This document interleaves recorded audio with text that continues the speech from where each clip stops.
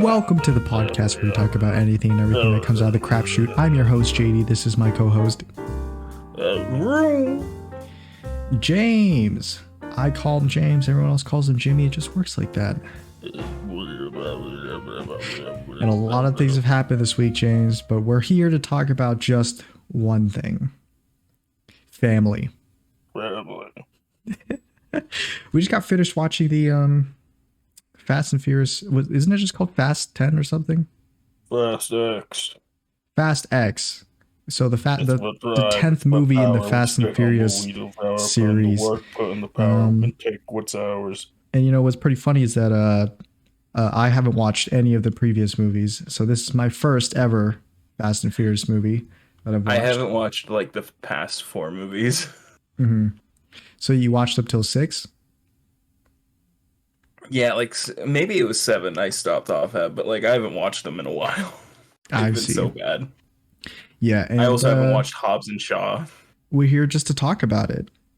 And well, James, why don't you list out first impressions? Actually, there's something that crazy that happened before we even started watching the movie, while we were in the movie theater. Do you want to talk about that? What was that? We saw a couple of trailers, and maybe not even a trailer. Okay, maybe a I thought you meant teaser. like what we were waiting. Yeah, we saw the trailer. Yeah, they played the Five Nights at Freddy's teaser in the movie theater right before Dude, we were gonna watch the whole it's like thing. only 3 days after it came out, and they've already got in the theaters. That's crazy. And that's crazy because I just wasn't expecting it to be there, and it was great. It was awesome. It was hype. So yeah, let's talk about that real quick. What are your impressions of the trailer or the teaser? Sorry. I think I'm excited for it. Like I was excited for it before. I saw the teaser. It's almost. I almost can't believe it's not butter because it's real. It's real. And it's rare. Mm-hmm. And I really enjoyed the fact that a couple of old ladies were sitting next to us on the same row. They were so loud. They were pretty loud, and they also really didn't enjoy that Five Nights at Freddy's teaser. They were so quiet during it. They were so loud during it. At the end of the teaser, they were like, nope. But in every single other like trailer that played, all the other like boring looking movies, they're all like, yeah, let's go, like laughing at him and stuff. They were like throwing their popcorn around and stuff. Wasn't there a trailer that had a bunch of like bad dad like puns in it, and the ladies just laugh at every single one of them? I forgot which one that was. Was it the dog one? Yeah, it might have been the dog one. They laughed at every joke in the dog one. Yeah, and to be honest, it didn't seem that funny to me. You're telling me you didn't like the part where they ate drugs and they all turned into different kinds of dogs? They ate mushrooms. Like an animated one. They ate mushrooms and they got trippy. They tripped out a little bit. But but back to the teaser. I enjoyed most of it. I think only one part is they had like red eyes or whatever, and I think that was a little weird. So everybody on the internet is losing their mind over the red eyes, and they're all like screaming. They're like, they look like they're smoking weed. No, I don't think it's like the worst choice ever they could have made, but it's a sus choice. I don't think it's a interesting choice, but I also think, and Matt Pat said this, and I'm like, yes, exactly. Nobody else is talking about like from this perspective, but in the scenes for it, especially when like making films and stuff, there's a way of visually telling story other than just like outright saying exposition. Yeah. And a nice way of doing this is lighting changes. And in the teaser, you can see it when their red eyes turn on, and especially when Foxy steps on that like that ball from the ball pit, the lighting immediately shifts from yellow to purple, and it's a purple light every time they have red eyes past that point. Because we see earlier, there is no purple light or anything, and we see Freddy, and he has his normal eyes, and we see Bonnie, and then we also see Bonnie and Freddy behind the curtain, and then we see Freddy on the floor, like the showroom floor behind Mike, without the red eyes. So I think what this is a way of telling the story of the purple lighting and the red eyes are the show that the animatronics are currently being controlled by William Afton. Hmm. And that the in the way is that in the, the way direction that you think they're going eyes, to take it? I think that's the direction. William Afton is also controlling the things. Yes, because there's the torture device chair, which I'm so interested in figuring out what that's Yeah, it's like a about. saw chair. A lot of They people have strap said Michael in, and they're like, and he's like, I'm ready for this. a And lot of people have the little suggested ball, that it's like the euthanizer, is closing in on Michael as he's trapped in. a lot of people suggested that that's like a version of the scooper, but instead it's like a remnant extractor sort of thing. Because like Michael both at ways, the end of Sister Location colorized. yeah, actually, a lot of people suggested that this is a new take on the scooper and stuff, which I think is interesting. It's clearly made from an old Freddy head, especially if they a behind the scenes photo that they Well, actually, took if there's a on set. scooper, there should be their fun time animatronics in the movie. Then Well, they said that this movie, or it's been hinted, rumored basically that this movie spans FNAF 1, 2, and 3, and that ah there will be 3 films total, I believe. I see. So I That's a think this trilogy. one, yes. And I think this one is covering this, and then it's like giving context for the next films. So we're not getting the fun times just yet. Yeah, well, I think it looks good. I'm not sure how scary the movie will be since I think we're kind of past the. I don't know. It's because of our massive exposure to horror things that it might just not be scary to us. But I'm still excited for the movie itself. So I mean, I like the horror concept of Five Nights at Freddy's. I think there's a well, maybe you'll Baddington's get scared. I know VHS you're a little series pussy, on. but I'm a little bitch, but on YouTube there's a VHS series called from I think the specific creator because there's 2 versions of this VHS series. One's the older version and the newer revamped version with like newer models and stuff, which looks amazing. By mhm. Baddington, I think that's a great way that you can do FNAF as horror. But I feel like this is a lot like the first games where it's not really horror, it's like the implied implications of everything that's happened, and like the idea of being stuffed into a suit, that's terrifying. Like the idea of Mike dying to this machine, that's terrifying and stuff. But also uh, I think it's been confirmed this is a PG-13 movie, and from what I've seen of like Marvel movies that have done PG-13, you can get away with a lot. You can get away with Yeah. doing a lot of very violent stuff I in mean, we do have to PG-13. realize that a lot of the FNAF fans are like young. Adults now, and there will like a good portion of like the original fans are adults now, but a lot of the Yeah. newer ones are people who are younger and stuff, Yeah, but I think it's still which I don't think there's a the problem with whole either. franchise is still targeted toward like a younger audience. Right, So like how it was to us when we first started playing, like in yeah, fucking middle school and stuff. Like we got to remember, we were kids, and it was marketed for us. It's we were still the same kids. thing it always was. We were super Just now, it's marketed racist, for new. bigoted, and I'm I just here to mhm. apologize for all of that. You know, looking back on those Hold old on, don't videos, sidetrack yet. um, Hold on. You stop right there. Holy you shit, still there want to was talk thunder about outside. the teaser? Yeah, sorry, there was thunder like outside. My window's open. I saw the corner of my eye. There was fucking thunder up by the mountains. Lightning, or you could hear Lightning, sorry. thunder, or okay, Yeah, sorry. And I forgot. Thunder is when you can hear it. Lightning is only when you see it. yeah, thunder's the sound. So Yeah. Ugh. actually, Lightning and the thunder, thunder. But with it, I think it looks amazing though. Like I think nobody's Hmm. like really wanting to talk about that because everybody wants to be all pissed off about the red eyes. And also the with the eyes, the whenever the animatronics were possessed, the eyes were black with the dots. Yeah, I think someone made a little like fan edit where I've seen instead so of many red fucking eyes, fan edits and I hate them all. instead I of hate the 'em red all, eyes, I'll they be just honest. replace it with the black eyes, and that looks scary to me. It's Actually, scary. I think the But black eyes again, is scarier. again, yeah, I agree. But I don't think the red eyes are when they're possessed. I think that's when they're under Afton's control. And When then they're the possessed black by eyes, Afton, yeah. right, like we've always seen the black eyes associated with when they're possessed. Like in FNAF 1, when they're chasing you, they aren't possessed. They are just on free roam mode. And I think a lot of Mhm. people forget that. Well, Like they get a when bit we see quirky at night. yes, they do get a bit quirky at night because they're in free roam mode and they think you're a exoskeleton without a suit.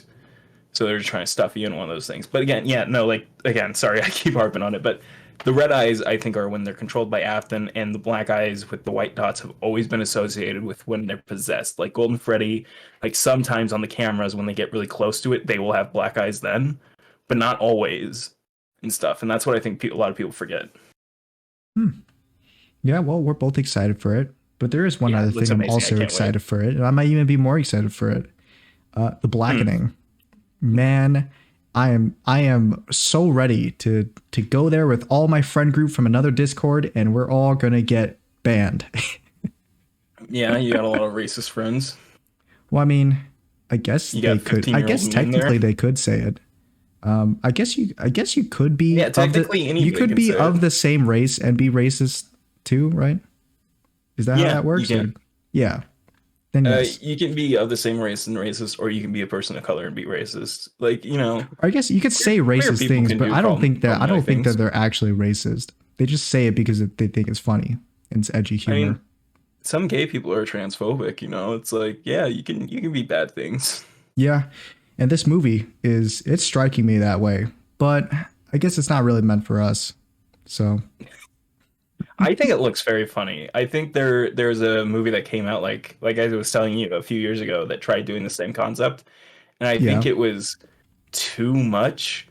Like I think this is like good. Like this this is is good. this I is feel like this it's is not just doing enough. too much. Okay. Yeah, I feel like it's not pushing too much on like certain type of jokes.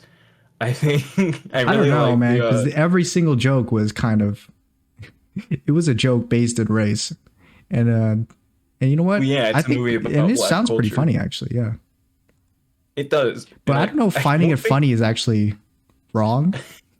I I like that it's like making a joke on like old like racist depictions. It's like they acknowledge like this is fucked. What the fuck? Like they see the board game and they're all like Jesus Christ while looking at it. There is so much blackface in that trailer. And here's the thing, I'm convinced that the killer is black. I don't think that the killer is going to turn out to be white. I think Really? that's supposed to be like I the wouldn't be surprised I if it feel was. I feel like it's trying to give off that impression, but Like also I do it's feel like trying to maybe bait one you of into them are thinking the that killer. it's white. Yeah, I feel like they're trying to give off the impression that the killer is going to turn out to be white. Well, But anyway, I that's another movie that we'll also review. So I hope you'll look for it. Look forward to that Oh, fun one. fact about the guy that plays the cop in that movie, that we saw at the end of the trailer, who's like, "You Oh, the all stay here, sheriff. I'm going inside." Yeah. He does a lot of voice acting for The trailer's so animated weird Batman. too because it shows like audience reactions, but the movie's not out yet, right? So is it like No, preview? that was probably during like a previous screening and stuff. They do that a lot, like with old horror movies, not old, but like early 2000 horror movies or like 2010s. They Hmm. used to like do a lot of like they'd screen it and then they would film the audience with night vision cameras and then that would be the trailer for it. Oh, I see. I don't know. I Like haven't seen any of you the. get to go see a movie early before it's like had any advertising out and Yeah, I don't watch stuff, any which I've movies done yet. before So for Chaos Walking. It was great. yeah, I don't think I've heard anything. I don't think I've heard anything about Chaos Walking. So It's because it's a terrible movie. Tom Holland is in it. And it's bad. I see. It's we Well, have to yeah, watch that's it 'cause another movie it's that terrible. that's coming out. Might watch it. Yeah, It's on the watch list.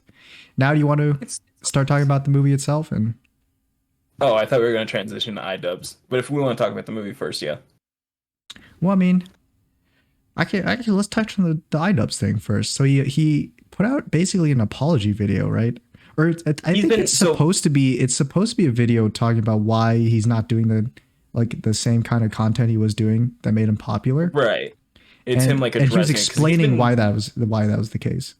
he's been talking about it in like a lot of podcasts over like the past like 2 years. He's been doing this. Yeah, But I feel I like he wouldn't know. felt like he had to make a video because people were probably upset that he like hadn't like Hmm. said anything directly about it and was going on other platforms to do it. Yeah, I've heard a few takes on it, but I will say that even it might be surprising you, James, but I never watched iDubbbz, so I don't really know You with how your he was other friend before. group, I would have assumed. Well, I mean, my other friend group, they like to make racial jokes, like jokes about race, but it's more of I like was in about a to say they like to lighthearted make racially fashion. charged crimes. It's more of a lighthearted fashion rather than I just hate every single minority. Like You I mean don't. like how They're you not do every really time serious about right it. before you start the podcast recording? Yeah, pretty much. But it's all in good faith. And I can do it because I count as a minority. You can't do Yeah, it that doesn't though. mean you get to be racist towards other minorities. You can't do it though. No, it does mean I can. It gives me the pass. Jay, just because you're a white man doesn't make you a minority.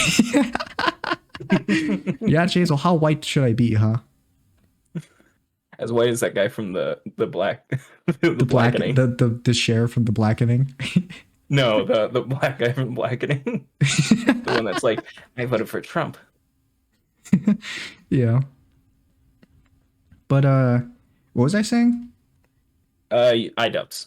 Right. Yeah, I didn't watch iDubbbz, so I don't know what his content was like before. If I had He to guess, was it was probably just the classic edgy, probably the same as like the joke that my friend group makes, but except probably a bit more on explicit. YouTube. Yeah, and more public and explicit. Mm-hmm. Yeah, that's probably right. Knowing what I know about your friend group, that's probably pretty close. Mm-hmm. Uh, and he even talked about it like in the video. He's like, "Yeah, I don't agree with what I did." Yeah, so I don't know anything about whether or not his content has actually hurt people or whatever. It probably has, like maybe one or two, Oh, but I don't think it's hurt people absolutely. on the majority. Not that it matters that much. But yeah. He's he's just made a name, you know. He's done a lot of very specific things that are very, very problematic and shit, you Can know. you name a couple since I don't know? When he tracked down Tana Mojo after she had made like she had said the N-word, that's a very Mhm. big popular one of what he did. He tracked her down. Yeah, he like found out what convention she'd be going to and stuff, and then Oh, like literally flew there, oh, was that's a little staying creepy. there, Well, actually, I think I've and seen went that like video. The content cop, yeah, right? that was one of his most popular That content wasn't cops just any because of that. convention. That was her convention. Yeah, it was TanaCon. Not wait, no, it was not TanaCon actually. Was it? Oh, maybe it No, it wasn't. wasn't. This was before TanaCon.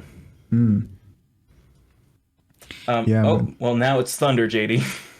oh, now you can hear it. Yep, I heard it Well, luckily, rumbling. we can't hear it, so you just sound like an insane person now. So, I do, which is so wild because it would be closer to you than it is me. well, I'm not hearing anything. I'm not seeing anything. So, Do you have a window open? I mean, my blinds are closed, but I'm right next to my window. Gotcha. Hmm. I'm just seeing it out of the corner of my eye. But yeah, he had went to TanaCon and he was calling her like a hypocrite and stuff for like saying the N-word and then trying to back off it. Yeah. So then he went to her convention and she was doing, or not her convention, but to some sort of like meet and greet somewhere, something Hmm. like that. It was like in Yeah. a gymnasium or some shit. Like I don't know where, but he like got in this big line. Just He in the bought hall. merch. He waited in the line, and then he got up and he was taking a picture with her. And he said, "Say the N word," but he said the N word, I and see. she like screamed, and then she also majorly like over what's it called? Over exaggerated what had Yeah. happened. She had like Yeah. made it sound like she was a victim of like an assault, which is very terrible to hear as someone who actually is a victim of like sort of assaults. But like Well, I mean, she was it's very assaulted. I mean, that was crazy. not really though. Like Oh, come on, he man. You know, assault's assault. verbally An maybe, but apology is an not like apology. An physically. assault Like the way is an no, the way assault. she described it was like he was holding on to me, he was yanking me, and in like in the video you see he just I places a think hand all on he her does is shoulder. He he says puts his say hand over her shoulder or something and yeah, he says, puts his hand on her shoulder and says say N-word, and then "Say." she literally walks away from him screaming. Like that's what happens, but she like makes it sound like he was like attacking Well, you her. know, And back it's then they didn't. I don't think anybody like the average person would record a conflict. So, I mean, so that kind yeah, of she thing probably probably but happens all the time. But it just yeah, before it just wasn't recorded. I mean it's like the whole thing with like God, I don't want to get into it. I don't think It'll that's never happened to me, overcomplicate the but story that won't make sense. yeah, I mean, it might just be me, but I guess I'm just desensitized to that kind of stuff, even though Yeah, it that is was a kind of very bad. common thing, you know. There's people who've done a Yeah. lot worse stuff, you know, and everything, but it's also like he had done that. He had made I guess fun the of problem like is that it is he's like a big public, or like a influencer, right? right. It's also weird because it's like guys like Joji, you know, aka Pink Guy, Yeah. done a lot of problematic shit and everything. Hmm. And I don't think he ever like outwardly apologized. He said that he like regretted doing a lot of stuff he did as Pink Guy, but I don't think he ever did anything like how iDubbbz has done with his apology video and stuff. Yeah. Well, I mean, Max the way I see it Mofo is that from fucking Cold Ones, he's done it too. yeah, the way I see it Uh, is that it was just kind of edgy humor. I don't think they really needed to apologize for it. it But was if it they was actually, you know, if they really don't like it and they change and they think it, that it hurt a lot of people, then I guess it's fine if they apologize. I think Either way, it's he fine. feels more that he enabled a lot of people. He made them feel like it was okay to Yeah, be racist, to it was be okay to say homophobic, racist to be shit. sexist, to stuff. yeah, he feels responsible that a lot of people have kind of like he's been used as a sort of gateway to go and do that, I could which see it you because he kind know of looks like you. So I yeah, guess it I was kind gonna of. say, as somebody who has done this, like I was like I was on the fucking iDubbbz to alt-right queer pipeline. So yeah, as somebody who is like I know here's the thing, I don't think a lot of people consider this a lot of bases for like iDubbbz and shit are queer people. And he's even talked about it. He realized he was like I had a trans fan come up to me and everything and say, "I really wanted to meet you, but I was afraid that you'd be upset with me because I'm trans." And he was so like distraught by that because he was like, "Oh, why would you think that? Why would I hate you for that?" And then he realized, "Oh, my content probably seems very, Mhm. aggressive towards people who are like trans or people who are queer or people who are of a different color and everything." And Yeah, so that that's makes sense when to it me. clicked with him. Oh, my content may make people think I hate them or something, when I don't. It's just he thought he was making a point, which he did with some of them, but he also didn't make the point in the right way. Is what Hmm. I feel about this. Yeah. Like I feel Uh, like it was a good thing he called Tana on that. I don't think the way he did it was a good thing though. I think it was just him being edgy to keep it like with the whole yeah. theme. Yeah. I think there is a difference though between saying racist and sexist things for edgy humor and actually being it. Because I think if Right. iDubbbz was actually like if he actually The did difference was between racist iDubbbz and JonTron. and hated like queer people and stuff, I think when the trans fan came up, he actually would have been like, I don't care, get out of here. I don't like you.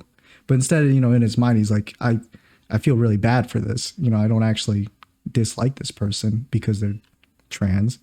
So I don't think he was Right. actually like racist or anything like It's that. why But I'm forgiving of him because I'm like I know a lot of his mm, content was very homophobic. I don't yeah, think he's homophobic I though. think you I could think I he think you was just could trying to tell a be difference edgy. between I think you could tell a difference between someone who's actually racist and stuff like that and they say this stuff and someone who's just trying to be edgy and saying all the things. Right. And I think anybody who actually takes that and like uses it as an excuse to actually do racist things, there might be something wrong with them, like in their head. So yeah. Again, the difference between iDubbbz and JonTron. Yeah, you could use that, I guess. So But also, I don't think Charlie. Sorry, I know we're harping on this, but I don't think mm, Charlie had too good of a take on this. If I'm being honest, I watched yeah, that what was video. I his feel like take? Charlie was way too much defending iDubbbz's actions as a whole. Like, I don't think he was like even Uh saying like there is problems here. He was like, no, no, no, it was necessary, and I'm like, yeah, but also no, it wasn't. I think it came across that way. Yeah. I think he Hmm. also made a video covering it. But yeah, sorry. Moving on to Fast and Furious.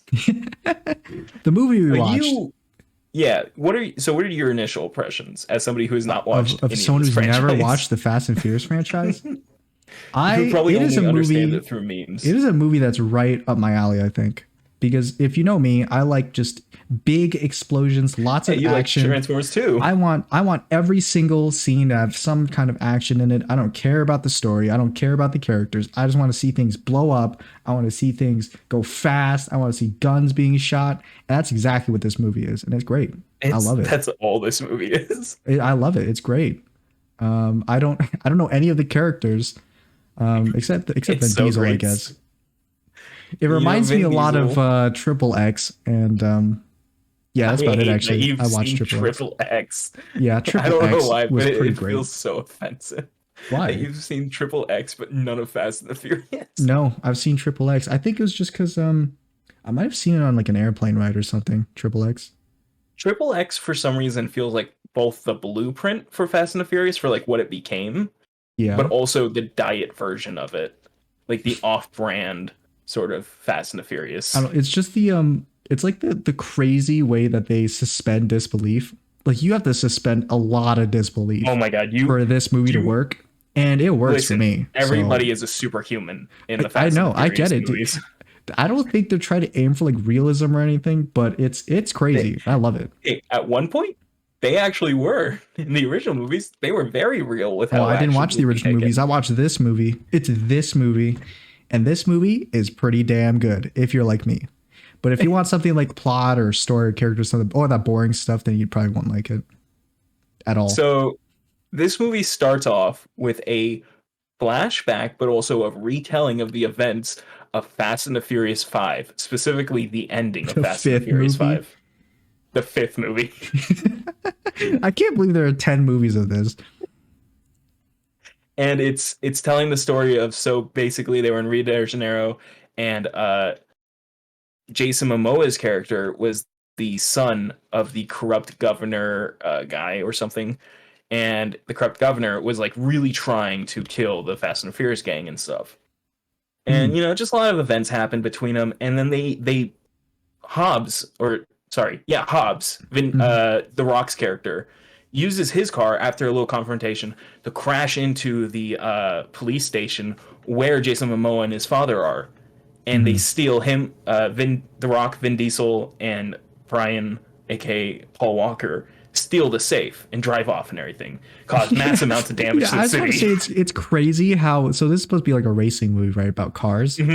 They pull off a lot of stunts with cars that I didn't think would be like possible. It wouldn't even come out of my mind, like my imagination, that they would do these kind of stunts where like they have two cars hooked up to a safe, like it's not a small safe, it's like a big vault. Like a bank vault. Most of those scenes with the safe are practically done. They actually drove around with the safe? No, they drove like around with a modified car placed inside of a fake safe box that would drive around, and then they would just tumble a giant fake safe around as well. I see. It's cool. It's badass. And I kept saying that to James throughout the whole movie. Every time something like insane would happen. Going, that's badass. Yeah, every time something insane would happen, I'd look over at James, I'd be like, that's badass. And it'd be something crazy like them driving the safes around, or like Dom flipping a helicopter into another car. Oh my god. It's awesome. So specifically what I wanted to talk about this, there's a constant thing in these movies where Dominic Toretto's car is stronger than anything else because it's a muscle car. It feels no resistance ever. Well, it's because it's a super. It doesn't matter what car he's driving. He's basically driving a car made of adamantium. It's just like it's like crazy OP. It's like the Batmobile, but for Dom. And I love it. It's great. I'm not even talking about the final car, which is his icon car. I'm talking about every car he drives, because with the safe, even though they were like, it'll be trouble for even two of us to be driving. Oh, there was another lightning. For two of us to be driving cars to pull that safe around, he can pull it on his own, and there's no repercussions. He feels no. Well, he can only pull it on his own with the turbo on. Yeah. At first, it was like you could barely pull it. When he swings it around, that doesn't pick his car up like it should from inertia. His car, like I said, his car is super dense and heavy, so it kind of just like stays rooted. I think Vin Diesel is super dense and heavy. I think that's what it is. It's never the car; it's him. Yeah, it's like when he grabs the wheel, it's like Ghost Rider when he grabs a vehicle and it just turns it into like this amazing like vehicle fit for a god. So like in Ghost Rider 2 when he jumps on the giant fucking mining machine, it just bursts into flames. I love all the stunts in the movie. They're pretty good. They're well shot. They're well choreographed. It's awesome. I don't think I'm very connected to any of the characters, and I'm totally cool with that. Like, I don't care. Yeah, you have no connection. I know everybody too well. Well. Jason Momoa's character, who is the son, is said to have been in that scene where the car gets knocked off the bridge, and supposedly he died for 2 minutes while drowning in that water, I guess. Yeah, so Jason Momoa, according to him, Jason Momoa has his Aquaman origin story happen in the beginning of this movie, and then he turns into the Joker, and that's it. Actually, literally the Joker in this movie. He's just straight up the Joker. Maybe he had some fun acting insane. I think he kind of pulls off a psychopath pretty well. He does. He doesn't look like it. Jason Momoa is just so charismatic. Yeah, he doesn't look like a psychopath, but when he acts like it, I think it's convincing. So it works. It makes me kind of actually want to see him be Joker in something because he just does such a good job. I don't think he look too much like a Joker, but if they really try to get him into a Joker role, I think it could work. I think with his hair, especially, I think he would be very much so like the animated show, The Batman. From like 2004, he'd be very similar to that Joker. I don't know. I feel like he's just too big and like muscly to be the Joker. You don't think? But I don't know. Yeah, I can see that. Okay. Again, I think maybe an animated. Because every time I've seen the Joker, it's like he's like kind of this lanky dude.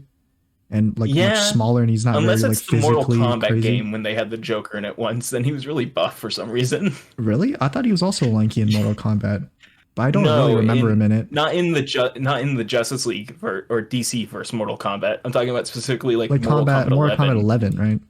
when he's a DLC character, they have him buff, and it's so weird looking. It looks like he's a skin for another character, but no, this is an original DLC character. Oh, I mean, he looks pretty normal to me in 11. I could send you You're like right. a shot of it. Yeah, I was about to say I was about to look it up, but if you Here. can send me a Yeah, shot, I send you this right here.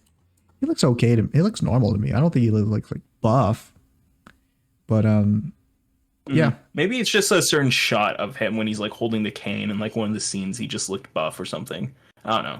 That might be it. Yeah, just like the angle of it. Because it might have just been like I don't know. Maybe it's the width of the suit or something. I don't know. Someone's throwing me off about it if I'm from what I remember. Yeah, but yeah, he's really fun. He's a really fun villain in this movie. And another old villain from the past couple movies, JD, she makes a return. Cypher, the badass character. I think a lot, dude. My father would definitely be very angry at this kind of character, but I don't mind it. I find it badass. I find it badass. So yeah, she's like so. I guess Cypher is this was an old villain. And she's supposed to be like a hacker kind of character, right? Or like super technologically advanced. She was never a physical villain. She's always only ever been a technical hacker. Yes, because in this movie she kicks ass, dude. I know. I mean, like she like John Wick kicks ass. We're like room full. It's like the first intro scene we see her like in an action scene. She's in a room full of like enemy soldiers that turned on her, and she just literally beats the shit out of like 20 dudes, and they're all massive dudes, and it's amazing. I love it. It's great. Gimmicks for their guns where they like all get turned off. That is from Hobbs and Shaw. It's like one of the. Oh, is it? It's such a weird carryover from that movie, and I don't know why. I'm surprised that the soldiers didn't know their guns like would lock when she turns she switches the remote that she has on her. Well, because they're dumb. They're just dumb goons. Yeah, they're supposed to be goons. But they all have families, which I don't really care that much about. I'll just keep explaining the scene while James is gone. But yeah, Cypher apparently is a recurring villain. I haven't watched any other ones, so I don't know.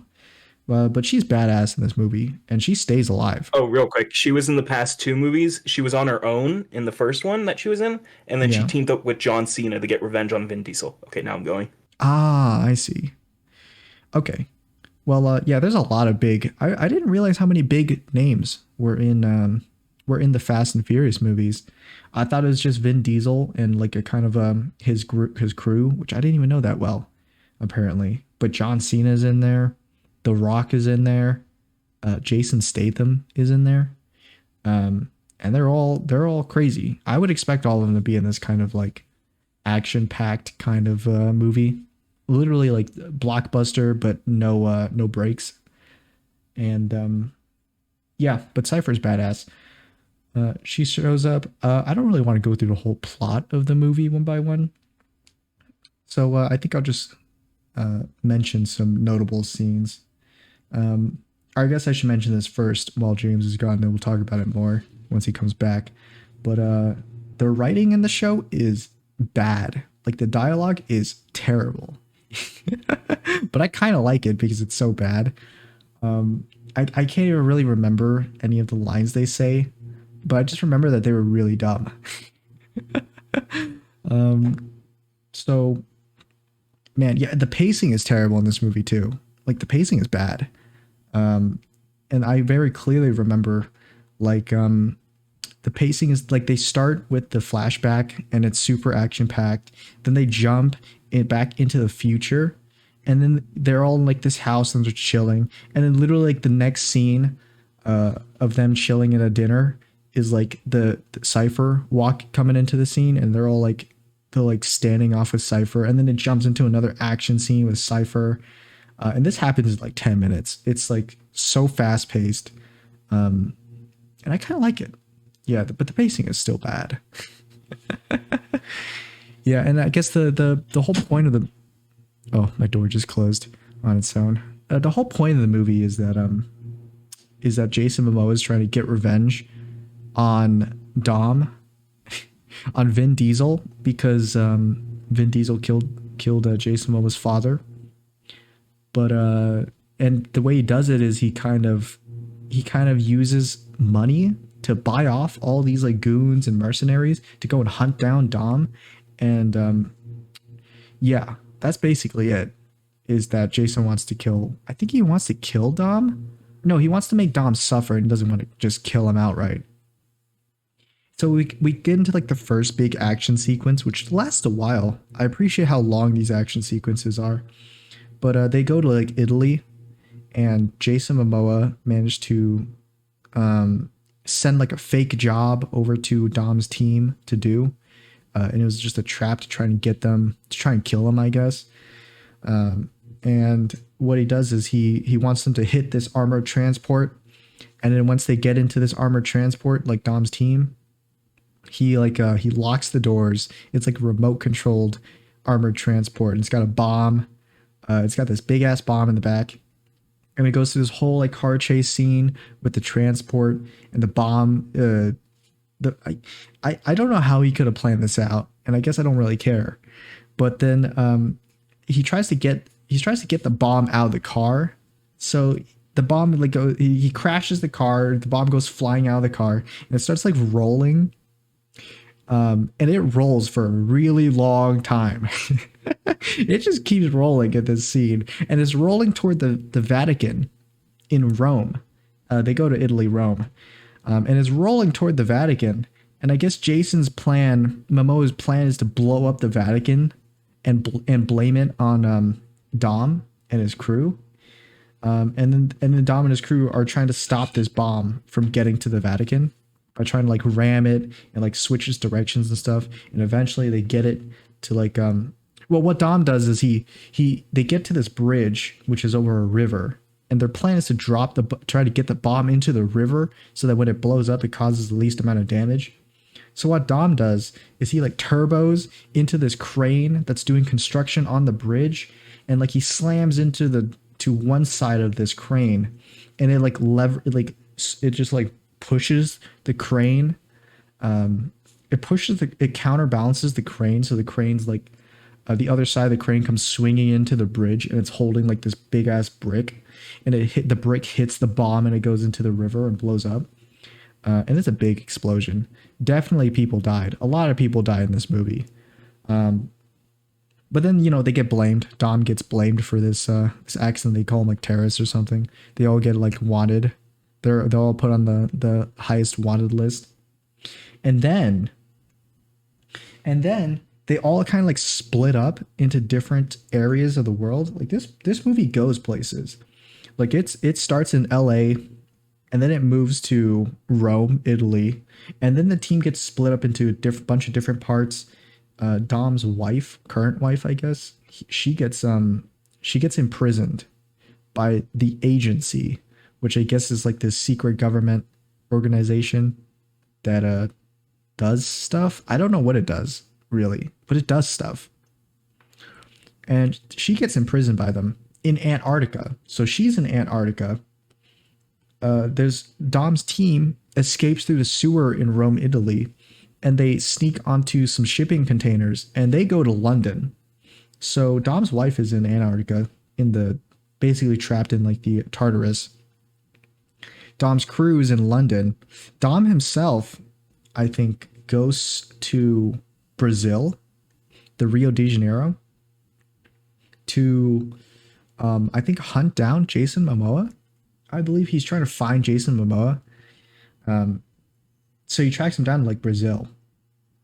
And like there's then all of a sudden like three different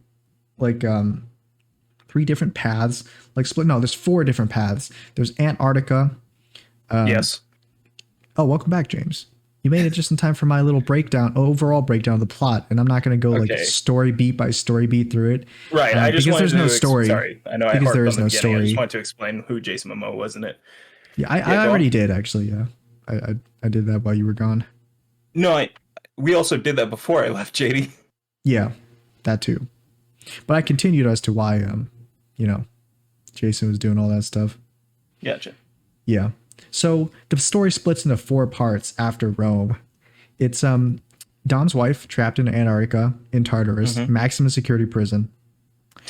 Dom's team, his family, In gets London, to London, and in I a think shipping container. their job is just to meet up with Dom at Portugal. I guess that's where they decided to everyone should meet up at is Portugal. Apparently. So they're trying to find a way to get to Portugal. Then there's John Cena and Dom's son, who since the agency is after them now, and I was talking Little about how B. the agency, I don't know what they do really, but they're this So- government agent organization that does something, and they're after them now. Yeah, they've been the government agency like in the background kind of all the movies, and then Yeah. in like Fast 6 actually I think Yeah. it's whichever one Jason Statham first showed up in. So I think it's Fast shit. Yeah, I think it's either Fast 6 or Fast 7. They show up, Kurt Russell shows up, and he's the head of it. He is Mr. Nobody, as they keep calling him. Which is why they keep calling Brie Larson Miss Nobody. Oh, I see. I thought that was just like I thought that was Jack Reacher just dissing her. And like, No, like trying that's- to make poke jabs at her. I was like, that's not a very good roast, actually. You No, probably should it's just that like her No, dad it's her was actual name. Literally, well, maybe. It's just that they're like he's literally only ever referred to as Mr. It's Nobody. a name of her. There you go. Yes. He was the head of the agency, and then in like Fast 8, Scott Eastwood showed up and he was like the young plucky new agent who now worked with the team throughout the rest of the movies. Hmm. So that's what his role was, and that's why he was in this for like 1 second. I see. Yeah. So John. Yeah, they're just John a government Cena, agency group. Yeah, the agency is coming after all of them, and John Cena evacuates Dom's son because the agency is after them from his house in L.A. And they go. They try to. They fly out of L.A. and that's how they get to Portugal. And then Dom himself is in Brazil, Rio de Janeiro. He goes to Rio de Janeiro in order to track down Jason Momoa, I think, is why he's there, to find Jason. To return to the origins of when it all began. Right. Yeah, so a lot of different story beats here. They pull an end game and they go off on their own adventures. There's also a lot of returning characters from like little minor parts or like from past movies and stuff. Not that I would Like, know. in the Rio area, we meet one of the little like kind of scrappy guys who Dom and Brian had raced, I think, for several and I will movies. say, in the Rio de Janeiro area, the like in the party, because they're all partying around this like drag race beach area. James turns to me and says, "I want to see penis. Can we show more penis on screen?" Yeah, And I was because like, they kept showing. They just kept showing ass. because they kept showing like ass instead. Yeah. And so like, I was like, what would be the funniest thing I could say in this moment? Well, So I just turned over to I you. heard a bit of seriousness in your voice there. It was pretty serious, and I think it's a bit disingenuous to try and pretend that didn't happen. You know, so And my favorite semi-antagonist turned semi-protagonist little guy character popped out, and I turned to you. I want to see his. yeah, like those like lanky. He looks kind of like a creep to me, like this like dude with like a mustache. He's a very wiry kind of guy. Yeah, he's skinny. He looks like he'll snitch on you the moment he could. And I'm like, you want to see his penis? And you're like, yes, I do. 7-inch. He's a character from past movies, and he had a very big turnaround in Fast 5, where he's the reason that they got those armored cars that they used to take the bank vault. Ah, I see. And it's very important. I guess it's kind of sad that he won't be showing up anymore then. Yeah, he dies. A lot of people do die in this movie. Like characters die. It's so wild that Dom chooses not to save him. Again, a guy who he had a very good relationship with now, who has helped him on many occasions, and instead chooses the lady he thinks might be the sister of a past girlfriend. Well, I mean, in my mind, since I think he was in the mind of a person like me, who was like, An I don't know insane any of person? these characters. They're basically strangers to me. Would I save the creep or would I save the hot babe and maybe get laid? So Dom does what Would any of I, us the would do. 50-year-old man, save this maybe Dom would 20-year-old? do what any of us would do, and he saved the babe. And the dude No. goes like, the dude's in his car, and he's like, "Give me that win, give me that crown, let's go." And then he blows up and dies. And then said that to everyone in me the during theater the stood up and pre-show. clapped. Yeah. So Jason Momoa blows him up, and then he blows up the girl's car, but she doesn't die. Because Dom saves her. well, Dom saves her by ramming her car into like another car that's parked on the side, and then since her And car is kind of like scraping getting off the bomb. yeah, her car kind of like flips and it scrapes the bomb off the bottom of her car and flies up. It's just only a little magnetized, is all. Yeah, I mean, no, it's not magnetized. It's just like hung up. It's just like loosely No, hot glued on there. The super glue hadn't finished drying. Well, the glue that the glue stick that he used was for wood only, wood and plastic, and the Oh. car was metal, so that's why it wasn't as That's why. adhesive as you think it would be. Clearly, Jason Momoa never saw a Gorilla Glue ad, so yeah. I don't know why. My And brain let's just went, ignore Jason all the other Statham. parts where he throws the same bomb underneath a car and it sticks up there like Scott magnetically. Eastwood's car. We'll just ignore that. That didn't happen. But yeah, then what do we cut to from here? Because I can't remember what happens right after this. Well, it kind of just smash cuts to all the different locations, and they're all just kind of on their way to get to Portugal.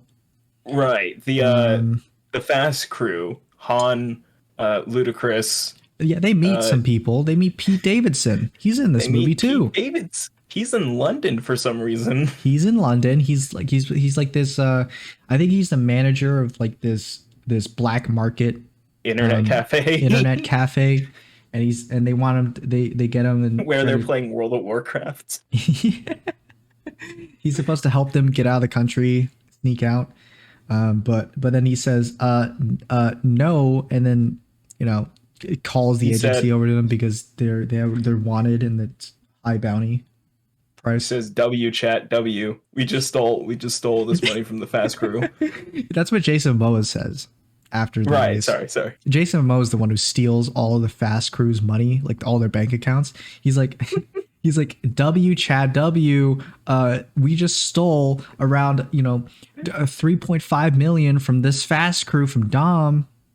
This is him talking to the two dead bodies. Yeah, this is him talking to two dead bodies. He's not even streaming at this point. You know what? That's pretty in character. I'm not gonna lie.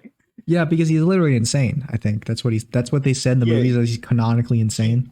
Yeah, he says that he got like a concussion and it kind of fucked up his brain. But also, I He think was also put in I mental think- hospitals a bunch when he was younger. I think the Yeah. point was that he was like a sociopath or something, psychopath. he was a sociopath, and then like it kind of broke his mentality. But I also think that's what happens if you go brain dead while underwater, and like so basically you kind of like drown and also die in a different way. I think that does kind of fuck up your brain, like the oxygen to it. Well, I mean, I just gave him I think superpowers. that is a real thing. not to say that this movie's actually kind of on a point, but they kind of are. That is a thing when you have deprived oxygen and stuff. Yeah. So yeah. So the crew in London meets Pete Davidson. He backstabs them, so they beat the shit out of him, and then they meet hit him once Jason and then Statham. throws something in his eyes. Jason Statham's also in London. Yeah, he's beating up some guy in a punching bag. Yeah. He's beating up some like rando in a punching bag. Which to me, I knew he was in there because I know what the post-credit scene for like Fast. Oh wait, no, this was the post-credit scene for Fast and Furious 9, not Ah. Hobbs and Shaw. Which is so weird that they did this for 9. I'm gonna be honest. But yeah, this was the post-credit scene for Fast 9, and Han shows up at Jason Statham's door, which is important because Jason Statham, quote unquote, killed Han in Fast and the Furious 3. That far ago? Yeah, but guess what, JD? These movies aren't linear. Oh yeah, baby. 4, What? 5, and 6 take place before and after 3. What? Wait, so give me the timeline of this. What's the first chronologically? Fast 1, Fast 1, then is it Fast 2? Fast 2. Then is it Fast 3 or is it Fast 4? No. Fast 4. Fast 5. Fast 3. Fast 6. Okay, so 4 and 5 chronologically happen before 3 does. Because guess what kind of whiplash it is when you watch Han die in 3, and then you watch them recruit him onto the team in 4. You're like, wait, what? Han's dead. He died in Tokyo. And the movie's What? like, he's still alive. He's alive. And not only Guess that, what? but he's alive because this is a prequel. But guess what? He's also still alive in the sequels because he didn't actually die. Yeah, I know the Fast and the Furious Tokyo Drift movie took place in like 2006, but guess what? 4 and 5 took place in like 2009 to 2010. So you're just gonna have to deal with it. You're just gonna have to deal with the fact that technology doesn't make sense. Okay, so it's 1, 2, 4, 5, 3, 6, and then is it chronological from there? 7, 8, 9, 10? Yeah, I believe so. Okay. I believe so. Okay. There's a lot of jumping around and stuff. Also, in Fast 6. Yeah. Yeah. Oh shit. No, yeah. Jason Statham shows up in Fast and Furious 7 because a different guy, Jason Statham's brother, is the villain in Fast and Furious 6. I see. By the way, Michelle Rodriguez's character also technically died in Fast 2. Or no, Fast 4. God, these fucking movies, man. I see. Well, Gal Gadot's character died in Fast 7 as well. Okay. Okay, well, minus this. So Han meets with Jason Statham, fight scene. And then it switches over to Michelle Rodriguez. Antarctica. Where she's in a room with Cypher. Right. She's trapped in the prison with Cypher. And then they break out. And then they fight each other in this crazy, like really, actually pretty well choreographed fight scene. Like hand-to-hand fight scene. And they just beat the shit out of each other. Is doing a lot of fighting this year.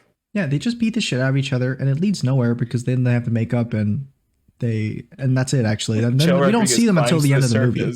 And we don't see them until the end of the movie. Then it cuts over to John Cena, and this happens like occasionally. It switches over to John Cena's perspective, but I'll just sum up his like plot in this movie, where he basically just takes Dom's son, flies in an airplane. They're getting tracked. They're getting tracked on the airplane, so they beat up all the dudes following them on the airplane. Stuff them into a bathroom. Then they hop into the little makeshift aircraft device that he was carrying with him. It's supposed to, from what it looks like and what they described it as, it's supposed to be like a glider. It's a glider. According to them, they're going too fast and they're too high to glide, which is not true. No, I think what they said was it was a glider, but he modified it so it also has thrusters on it. But he said that they couldn't glide because it's too far away to glide to. So they need thrusters as well. Oh, okay. I missed that what part, they did, I was like, that's how it works. No. So what they did is they took 3 bottles of small Smirnoff and they put it into the gas tank. That would not work. And it worked. You'd need so much more. It worked. Yeah, I'm just going to quote JonTron here. It just works. Just works. If you don't fuck it up, it just works. Yeah, this does look like something held together by Flex Yeah, Seal. it's a pretty cool little it's a pretty cool aircraft actually, pretty cool glider, because like they have it's like really compact, it's like tiny. I don't think John Cena would fit in there. No, it's so clear by the fact that they never showed him step into it that they had to film separate scenes of them like opening it up to get him in. Yeah, because he was really compact in there. What they had to do was that they had to take this saw and cut it in half so that they put each half on either side of John Cena, and then they taped it up with flex tape so they could fit in there. That's how they got him in. Then they had to seal over that to hide the seams. Yeah, exactly. With flex seal. So John Cena and Dom's son, I don't even remember what his name was. Little B. B. His name is Brian, but they call him Little B. Ah, I see. I'll call him B. His name is Brian then. in memory of Paul Walker. I'll call him Big B. So no, it's Paul Walker's character. Who? Paul Walker, the guy that died in real life. Yeah, the guy who actually died. You know, they reference him in the movie once where they're like, I gotta see if Brian's okay. And then they're like, no, Brian's okay. It's all good. And they're like, oh, okay. Oh, all right.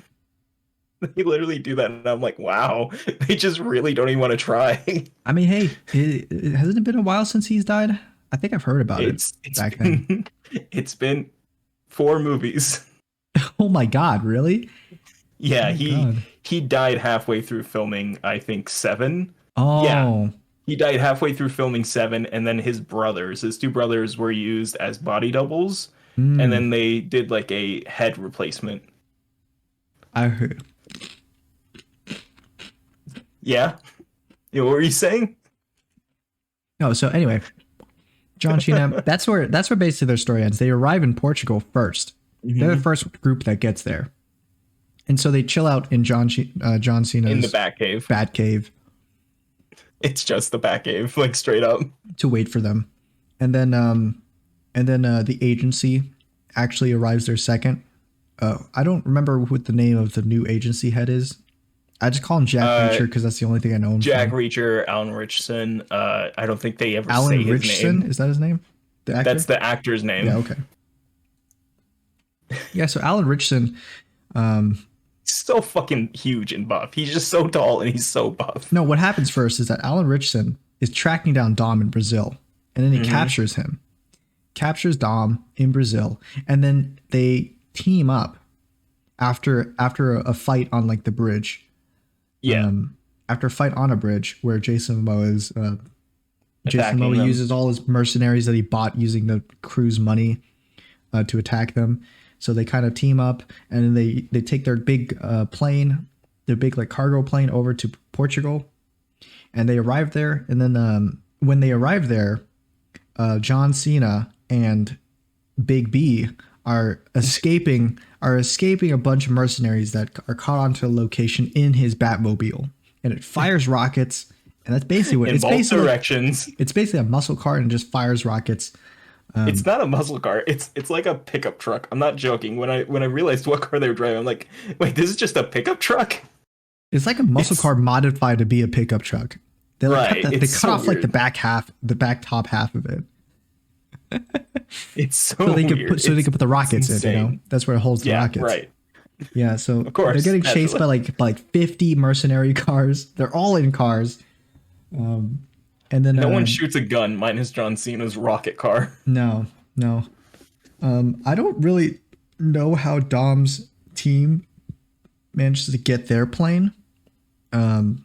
Jason Statham. Jason Statham just has a plane, and that's what they use. He's supposed to be like a super rich sleuth spy, but also he's not. I see. This is just something that Hobbs and Shaw made him into, but he was not that before. He was just like a murderer. Okay. Well, basically, Yeah. they get into their own cargo plane.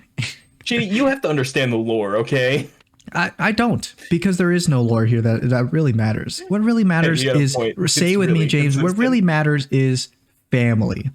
For Oh, sorry. I'll say here. Let's try it again.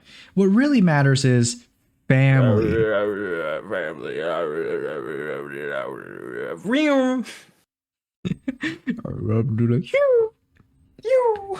Did you Jason did you Momoa talk does about that by the way? No, I didn't. Jason Momoa in the movie, whatever, because he like screams. He does a bunch of like different screams in the movie. Makes a bunch of noises, and one of the noises he makes is when he's like remote controlling the truck back in Rome, Italy. That section, he's remote controlling a truck that has the bomb in it, and he's like moving into the sides and like crashing into these cars on the sidewalks, and he's like, and he's like making this swerving noise, and it's pretty funny. We just kept doing that every time a car would make any Yeah, movement. every We would single just go, time. Yeah, we just kept repeating that with the whole movie. But yeah, they So get I Dom's just started team. mumbling. Dom's team gets on their own cargo plane. They start flying to Portugal. Dom and Alan Richardson arrive in their cargo plane first to Portugal. They see John Cena getting chased down by the mercenaries on another bridge. Yeah. And then so they drop Dom off onto the bridge, and it's cool as And, fuck because what they do is His they just car is so indestructible. they just fly the plane over the road where all the mercenary cars are, and Dom just kind of backs his car up and onto the road, and because it's like this super reinforced, super dense adamantium car. By the way, It like it's not smashes. reinforced. It smashes the mercenary cars as it drops onto them, and it like flips them because he landed kind of on the front of their cars. So they flip and they block off all the other mercenary cars. They blow up and stuff. It's cool. His car is not reinforced, It's JD. You bad. Want to know how I know this? Badass. His car is not reinforced because Jason Statham and him drove their cars into one another. He saw it. Jason Statham reinforced his car, and he went, "You cowardly cheater." And so I know for a fact his car is not reinforced because he doesn't believe in reinforcing cars, no matter what. No, what happens is his car is not reinforced because his his physical power just like wraps around the car his itself. Physical density. Yeah, his mass like turns his car into strange matter. So it just kind of like follows its own laws of physics and stuff. Oh yeah, you didn't mention, but that was in Fast and Furious. That was in Fast and Furious 5 too. So that's where they applied that. Yeah, he has super strength, by the way, as well. He lifts he does have on his super own strength with one arm. He used one arm to flip a car back over to onto its tires. So anyway, so he gets into this chase scene and everything. He smashes a car. Yeah, then to helicopter. Oh wait, no, this happens after the helicopters, I think. Before. Well, he smashes the cars, and then Jason Momoa is chasing them too in his own car. Yeah. And he calls in the choppers, and the choppers have harpoon guns on them. For some reason, I don't know why they wouldn't just have miniguns, but so they shoot the harpoons. It's all part of the plan. It's part of the plan. Well, it's because they don't want to kill Dom. It was because Jason Momoa doesn't want to kill any of them, or I guess he wants to kill all of them except Dom and his son. But so, by the way, the helicopters are after the John Cena stuff. Yeah.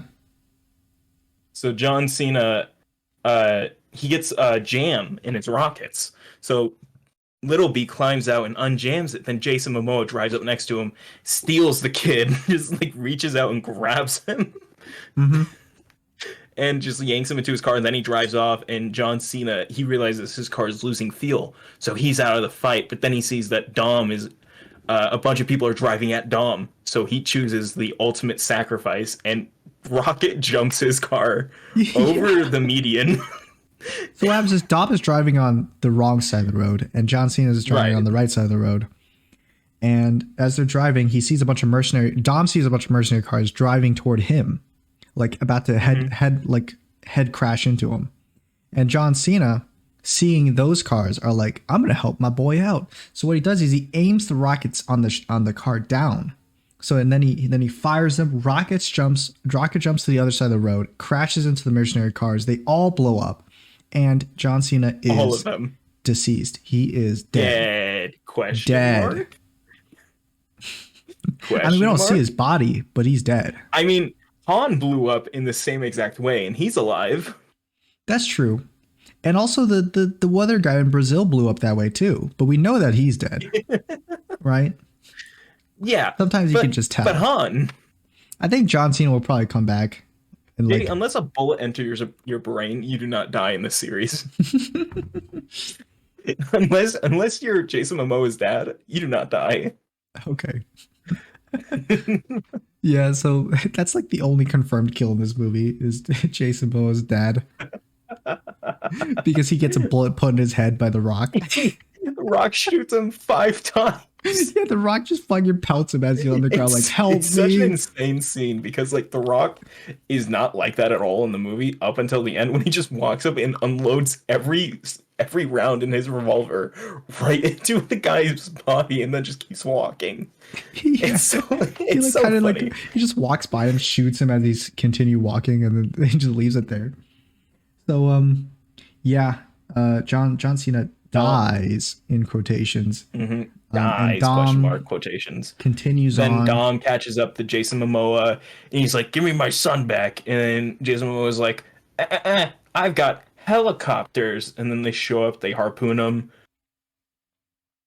And then, Dom being the big smarty, cool driver he is, he turns on the turbo and he's going too fast. So then he flies off the road onto another road. Dom being... And the momentum of his cool guy he is. the momentum of his hyper dense body wrap and his aura wrapping around the car kind of pulls the two choppers together because they're like their heart's still harpooned, and then they slam into each other and blow up. Man, it's cool. And then he uses the two, like the safe. He uses it like the safe, where he kind of like uses the two carcasses of the helicopters as like battering rams, sort of, where he kind of like swings them around. Yeah, like a flail, and he swings them around and smashes them into other cars, into mercenary cars to blow them up. And he breaks one of like the helicopters off onto like a bunch of the mercenary cars, and then all that's left is Jason Momoa's, and he hits it so hard that it spins out of the control, and then Little B opens up the door and jumps out into the air. Yeah. Mm-hmm. Torpedoes through the air and perfectly makes it through Vin Diesel's car window. It's badass. Yeah, so that's how he saves. That's how he saves Big B. This isn't the first time they've done this exact stunt. I wouldn't doubt it. It's cool. So it's badass. So fucking insane. So he saves Big B like that. Jason Momoa was like, "Fuck!" But then it was all part of his plan, also. Like, this entire movie is all part of Jason Momoa's plan.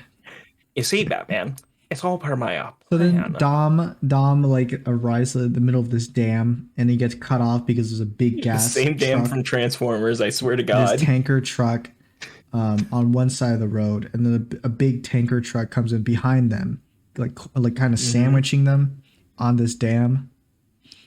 And Jason Momoa shows up, and he's like, "It's all part of my plan." And then Dom's team shows up, like, "Hey, we're gonna help you out." And then they get shot the fuck down. Over the radio goes, "Don't worry, Dom, we're here." Yeah, and then Dom's like, "Don't do it. Don't do it. It's a trap." Dom's like, and then they get shot the fuck down by guess who? Alan Richson. Wow, with a big ass rocket launcher. Bad. So and then we see in flashbacks that Alan Richson was there the entire time. We see in the flashback that Alan Richson, Momoa's dad, was meeting with Jason Momoa's dad, and he was working with him as a business partner.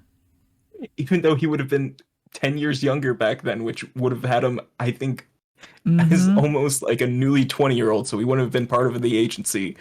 Yeah. But he also was there at the vault with Jason Momoa when it got taken in that scene where he's standing there. Alan Richardson just walks up, looks at the vault, being gone. He's like, "Looks like we're in business now."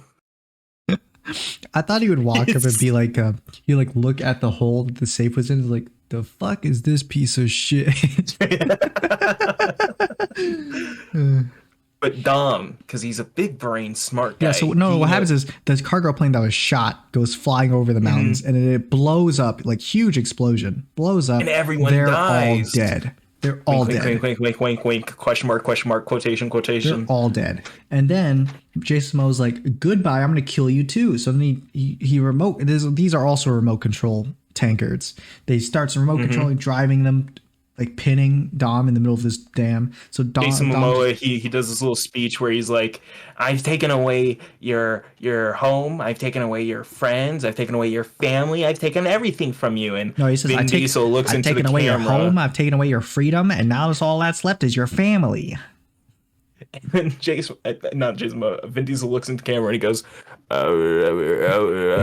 which translates to, "You've taken away everything, but you made one mistake. You didn't take away my car."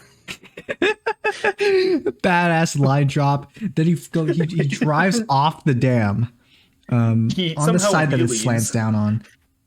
So he starts driving down this dam as the tanker like crash into each other, blow up, and all the oil is like spilling onto the dam, and like this wave of fire is chasing them down this dam.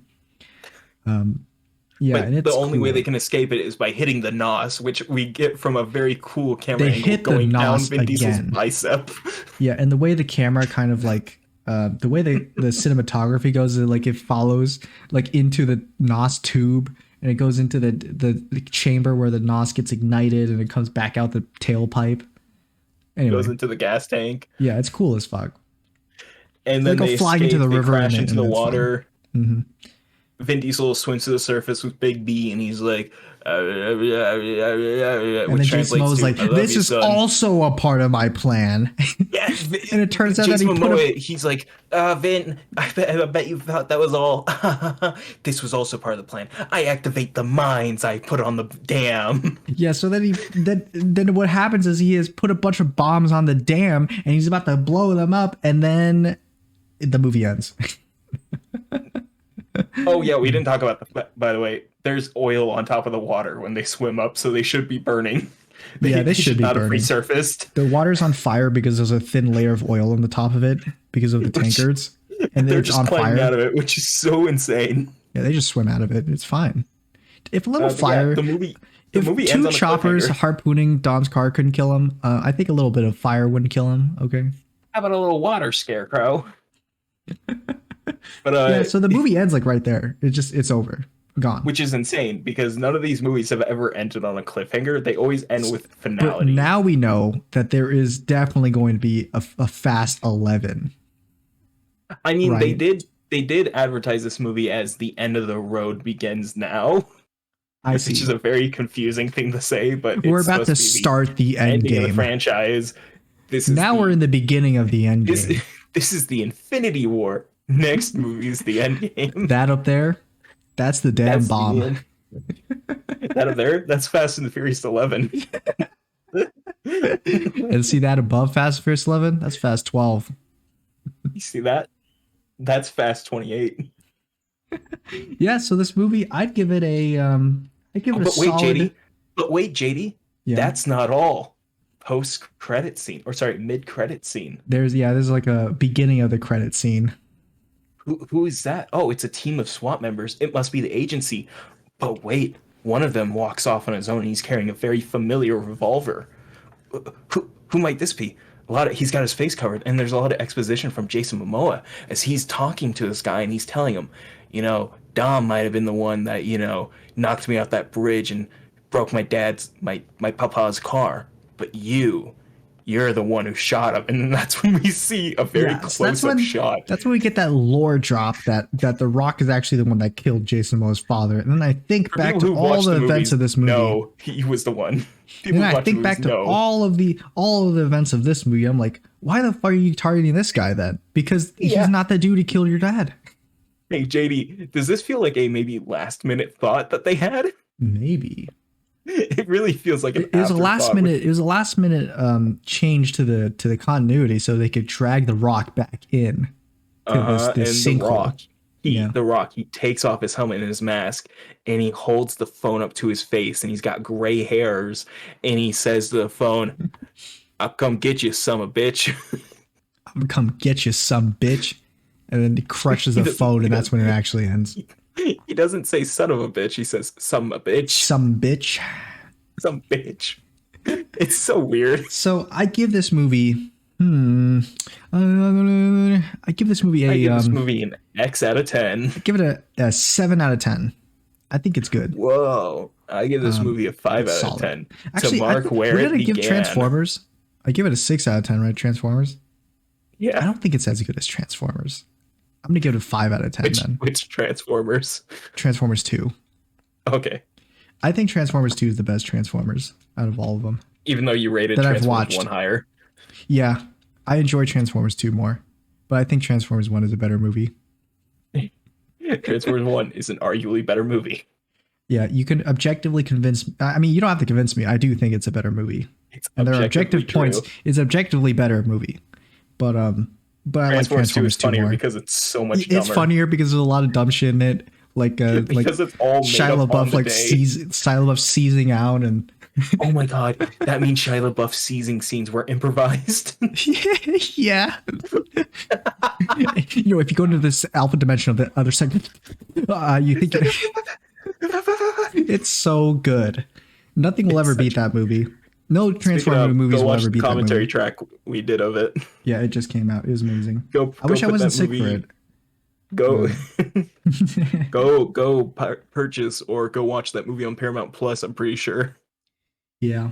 and So- listen to our commentary track along. So with let me it. roll that back. I give this movie a 6 out sorry. of 10. 6 out of 10.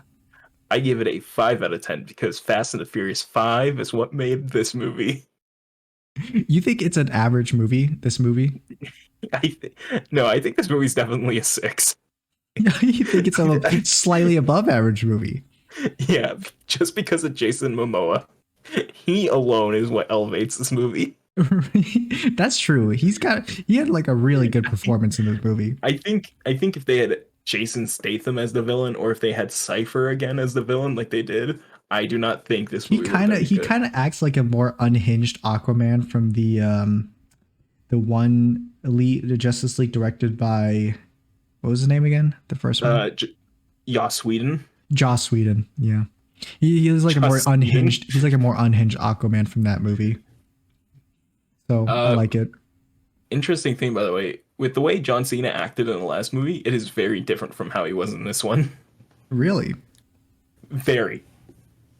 Yeah, I mean, you say that, but this is the only impression I have. He was very serious in the last one. He was very, you know, Dom, you betrayed me, and now I'm gonna get my revenge. You know, Dom, I'm a very serious guy, and that's what he was like the whole movie. And in this one, he's like, hey, I'm Peacemaker. Hey, what's up? It's me, Peacemaker. This one, he comes in, he's like, you got anything better to wear in those PJs? And then he says, I'm pretty sure he uses an airsoft pistol at the beginning of this. Yeah, I mean, we got it. That's why I have some thrusters on here, so I gotta pour some alcohol in it. No, not those ones. Those are like champagne or whatever. Those don't work too well. Good effort. Good effort. Yeah, I'm just gonna use these travel bottles of champagne. I like it. It's a good movie. Now I can finally go watch Charlie's moist meter on it, and he'll probably give it like a 35% or something. It's probably not that big. I don't know what he'll give it. If he's like a guy like me who just enjoys spectacle and nothing else. I feel like Charlie wouldn't take movies like this too seriously, so he'd be very lenient. Probably, yeah. You'd Obviously, like, if you give that a 7 out of 10. If you like watching like super in-depth, like mind-blowing indie movies that are thought-provoking, then you probably won't like this movie. Then go watch Five Nights at Freddy's. Then go watch The Whale. October 27th. Go watch The Whale, starring Brendan Fraser. The Fraser Sons. Yeah, and stay tuned.